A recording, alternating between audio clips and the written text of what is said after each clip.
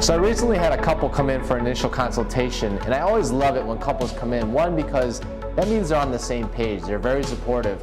Well, they walked in, I asked for their paperwork, and the wife said, well, I didn't fill it out, I'm just here along for the ride. And I said, that's awesome, I love the support. So she sat in with us.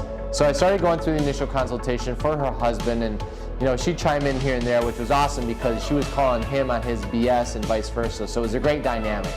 And as we started talking, I asked her if she wanted to go through the demo workout. She was there. I said, why not, right? You might as well experience it because it's very different. And she's like, oh no, that just terrifies me. And I was like, what does? And she's like, being one-on-one with somebody and having them just like stare at me and being so close. And I was like, that's odd, I've never heard of that before. And I said, that's interesting. I said, why do you think that is? And she's like, I don't know, I've always just been like that. And I said, you've always been scared of people one-on-one? She's like, no, but as I was younger, I was always overweight and I was always being shamed and all these people were talking about me. And I said, so you're intimidated by that one-on-one intimate environment when it comes to your health and fitness. Look, we started to dive a little bit deeper into the psychology behind why she had this limiting belief or this story in her head. And I said, well, what experiences do you have that you've had one-on-one that frightened the hell out of you? And she said, none.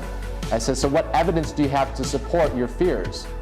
And she said, none. And I said, well, you see the stories you're starting to tell, and that sometimes what we have as a limiting belief as an adult, yeah, it's rooted into a childhood or an experience that we've experienced years ago or maybe never before.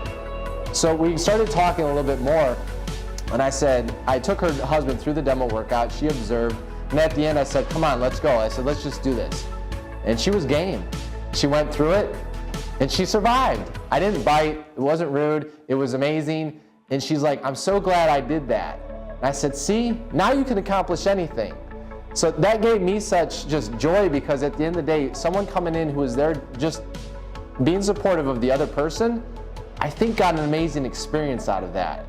And so now I told her she can tackle anything she wants because she tackled a fear. So if you have these stories in your head, these limiting beliefs, I want you to reanalyze kind of where they come from. If we can do some self-reflection on why we're telling these stories and look at the evidence we have to support it, ask yourself the question, is that true? Is that 100% undoubtedly true? The answer might be no. And then I asked her, who would you be without that limiting belief? She's like, well, I could do other things. I would go and be adventurous and I could, not be anxious all the time. And I said, don't you think there's power in that? And of course she said yes. So if you have a limiting belief or something that maybe you're holding yourself back and you haven't really jumped into doing something you might thought you want to, analyze where you're at, think about it. And maybe that story just isn't true. Thanks.